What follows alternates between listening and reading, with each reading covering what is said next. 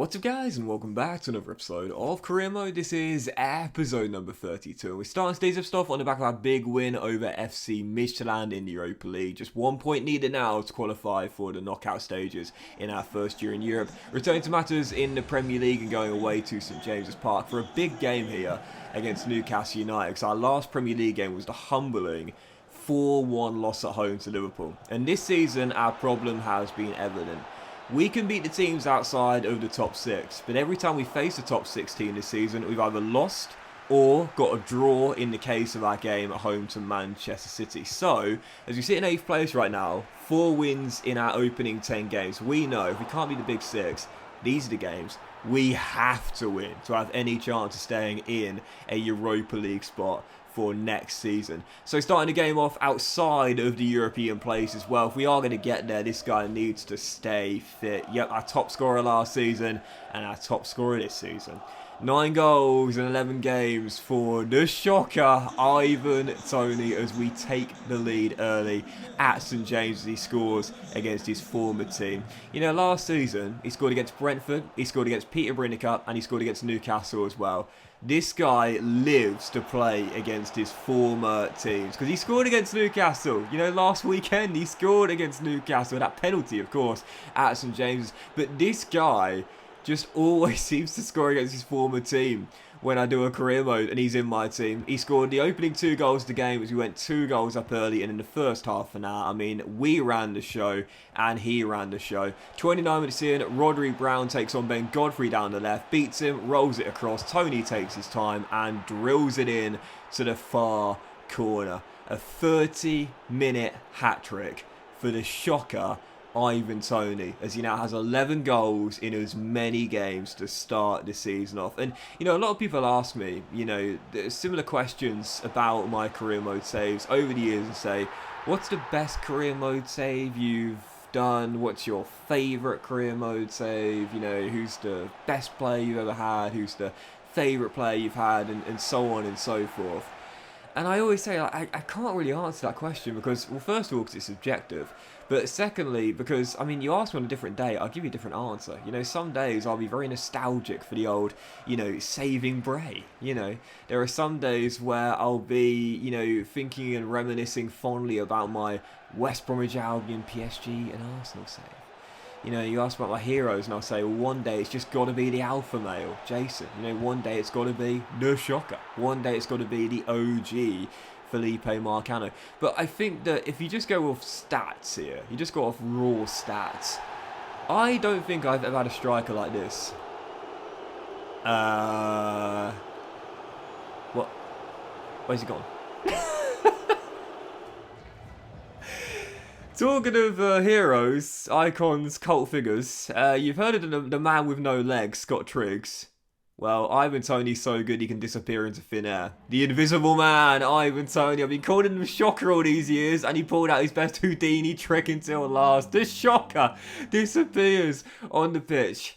God, I love FIFA, haven't you? Yep, Ivan Toney, I think to me is probably my greatest striker ever. In a 4-1 victory there, where there was some bad news right towards the end. We won the game big, and we're back on track in the Premier League, but there's the bad news for you. You would have seen it in the second half. Marcus Tavernier came off the bench to score his first goal for the club, replacing this man, Lincoln. Yep, bought him in the summer transfer window. Yet to score his first goal for the club, but has got 3 assists in 9, averaging 1 in every 3. Lincoln, to me, his off-the-ball movement's been really good. It's the sort of stuff you haven't seen in the highlights. It's been the best thing about him, I'd say, for me so far. But Lincoln out for 7 months with the ACL. His season done early on into his debut year at the City Ground. And that is absolutely gutting because we've got a decent amount of quality in terms of depth, but not a lot of quantity in depth. So a big injury there. We saw Van der Beek go down the last episode. Thank God he's coming back from his injury to start the second game of this episode against Crystal Palace. We didn't feature in it, but Lincoln done for 7 months. And, you know, I think I know I say this quite a lot, but so many people say to me, you know, like, Don't you get frustrated with, like, you know, getting like an ACL every single season, or a player going down for like 3 months with a broken toe? And I always say, like, well, yeah, of course, it's a little bit annoying sometimes when you're in good form and one of your key players goes down, but it really does add to the realism it adds to the challenge, it adds to the immersion, and honestly, all three of those things make the game more fun. I recommend it to anyone, man. Like seriously, if you're struggling for realism, immersion, and just in general, like more of a challenge, and to enjoy the game more, I always say like up the injury sliders. Like seriously, I think mine right now, for those curious, are 72 frequency and 55 severity. I think that's right. But yeah, so 72 frequency, 55 severity. And I'm not getting like an abundance of injuries. Yeah, I might get like one ACL a season, the occasional broken toe. Van der Beek there, you would have seen, was down for 4 weeks after the injury in the last episode against Wolves. But it just adds to the challenge, the immersion, the realism, and again, it makes it more enjoyable in my opinion. So I definitely recommend that. But Lincoln done for the rest of the season now. And now Marcus Tavernier in from Bournemouth is going to get a lot more starts, because right now I'm liking this 4-2-3-1 and 4-3-3 that we usually play this season. So following game, Crystal Palace, and I kind of went off on a bit of a tangent there, but heading into the game, this is a tough one here. Henderson had to bail me out on several occasions. Kind of big saves in the first half and then late on in the second half as well, preserving our 1-goal lead as the shocker once again proved to be the difference maker. 12 goals in as many games. Top scorer in the Premier League right now is now Curtis Jones. Right on cue, another injury, goes down with a broken toe. And with all the goals that the shocker has scored for me across now 3 different saves. Our first one was Sheffield United. We signed from Peterborough. That was before Ivan Toney became the Ivan Toney we all know and love today. Then, of course, last year in the Brentford save, and of course we inherited Ivan Toney. And now here with Nottingham Forest as well. Some of you might have wondered why I gave the number 23. Some of you might have wondered why I gave the number 23 for this Nottingham Forest team. That's because number 23 is, well, often considered the greatest number of all time in sports. Why is that? Well, probably the 2 greatest basketball players of all time have both worn it. Michael Jordan, of course, and my hero, LeBron James. So to me, 23 just made sense. Because to me, he's my greatest striker ever. And that is a bold statement. For all the amazing ones I've had over the years, I think my boy Mbaye Niang in that West Brom PSG, an Arsenal save, Roberto Gutierrez, the goal machine in my Brentford save last year, Jackie Chan-Sing, the man with the suit, of course, bit of a novelty, but still we love him. But I think we just got off stats here. I don't think anyone scored more goals for me across multiple saves than Ivan Toney, either in one save or in multiple different saves. I don't think anyone scored more than Ivan Toney. Obviously, I'd never be able to like count all of the goals and go through all of the episodes I've had, but yeah, I don't think anyone else has scored as many goals for me as Ivan Toney has. So whilst it's so hard for me to say what my favourite career mode save is, it's so hard for me to say what my best ever player is, I think it's become quite easy now to say who my greatest striker is. And that is Ivan Toney. If you just go off the stats, it's surely him. He scored more goals than anyone else, and consistently as well. He's barely ever had a poor patch of form for me. And in terms of just how I felt when using him, yeah, I don't think there's ever been a striker that's given me as much confidence. And Bayern Yang will be the next one. But yeah, to me, Ivan Toney, I just trust he'll get me a goal. I just trust I'll know what to do with him. He's so good. So yeah, he scored a game winner there against Crystal Palace. In the following game, this Celtic away, match day 5, Europa League group stage. Looking for revenge in this game in Glasgow. We got beat by them on the group opener 4-3. Taiwo scored a hat-trick in that game, despite ending up on the losing end. So I started him in this one, and he turned the game on its head. David Turnbull opened the scoring, but right before the break, Taiwo levelled it. And then soon after the second half, he bagged the game winner. Henderson, once again, though, for the second straight game, whilst he didn't keep a clean sheet, was brilliant between the sticks. And that win there means we leapfrog Celtic, go top of the group, beat Bordeaux on match day 6, and we will end up as group winners. And that is really crucial to me as well, because obviously in the Europa League, as you know, if you finish runner-up, then you'd have to play in the preliminary round. We don't want the extra game in the calendar. We don't want to have to face another team in a preliminary round. No, we want to go straight into that last 32. So yeah, to me, it's crucial that we beat Bordeaux on match day 6, because I think Celtic will beat FC Midtjylland on their match day 6, and if they win, we have to match their result. Even if we draw against Bordeaux and we end up on the same amount of points, Celtic will finish top because, as we know, it goes head-to-head before goal difference. And whilst our results were the same, we won one against Celtic, they won one against us.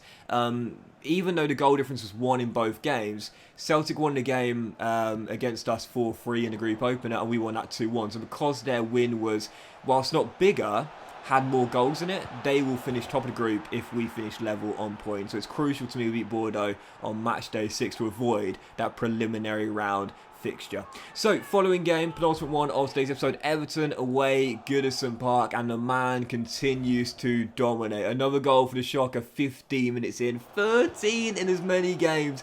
Top scorer in the league this season. Oh, I'd love to win him another golden boot. Ivan Toney opens the scoring, and obviously I don't know if I'll ever get him to 40 ever again, but at the moment, well, let's just say this. With the current pace he's averaging, he's got a chance to do it this season. Even so, scored the opening goal. Everton would find a leveller through Julian Alvarez, making it 1-1. I thought Henderson, who had a couple of great games, could have done a bit better there, but even so, ball hits his gloves, goes up in the air and drops into the back of the net. But 15 minutes after the restart, I talked about in the last episode, Fred the Red. I was so pleased to see him score on Wednesday night against Spurs, and he's locked down a first team place for me this season. You know, despite the signing of Van der Beek and Curtis Jones and Maserati, you know, Fred has locked up a first team slot for me. And he's been brilliant as well. That's his second goal of the season as he makes it 2-1. And he didn't just get the goal to put us back in front. He also got the assist for the dagger as well. Rolls through Dominic Solanke off the bench, and the former Cherry makes it 3-1, and that would do it. Big win there against Frank Lampard's Everton at Goodison Park, where Fred ran the show through the middle. Again, he's locked up a CM slot in this team, whether we play 4-3-3 or 4-2-3-1. And I said before, like, you know, to me, Fred is best when you give him free reign. Casemiro at Manchester United allows him to be more creative. And I think like Marshall Menezzi or Ali Maserati, whoever I'm playing this season as my DM, those guys are my two anchormans in this team. Maserati, who we signed in the summer, and Menezzi, the Zimbabwean, who we signed back in season 1, they're my two anchormans. Those are DMs. They don't do anything on the offensive end. They just sit back. But that allows Fred to go forward and attack. And that's why this season, he's chalked him with a couple of assists. And he's got a couple of goals as well. He scored the goal to put us back in front in that game. And then the assist for the dagger in a 3-1 victory. But the question was, for our final game today, could we back it up here with a win against Chelsea? This season, we haven't beaten anyone in the top 6. But taking on Graham Potter's side, I felt with momentum on our side, back at the City ground, this could be the game. When in the first half, very few chances. In the second half, very few chances. A game of few. We needed a clinical finish, and we got it as well. Brennan Johnson sent through 1-on-1. Bends it past Mendy into the far corner. Only his 4th goal of the season, but it proves to be the biggest of the year so far. It's the winner. A 1-0 victory over Chelsea. And Lord knows I needed that so badly. Really poor game, very few chances. We took the one, we got 1-0 at the final score, and finally, we have beaten a Big 6 team for the first time this season. That's what we need to do if we're to challenge for the top 4. At the moment, we're in 7th and only 2 points off Liverpool in 4th place. Reasonably tough start to the season, but 8 wins in 14, we're doing alright. In a European place, that would do me fine come the end of the season. But that went into this episode of Career Mode, guys. Big fan of watching. Hope you have enjoyed. If you have, then please do drop a like. Most of you all have a fantastic day, and I'll see you for the next episode of Career Mode very soon.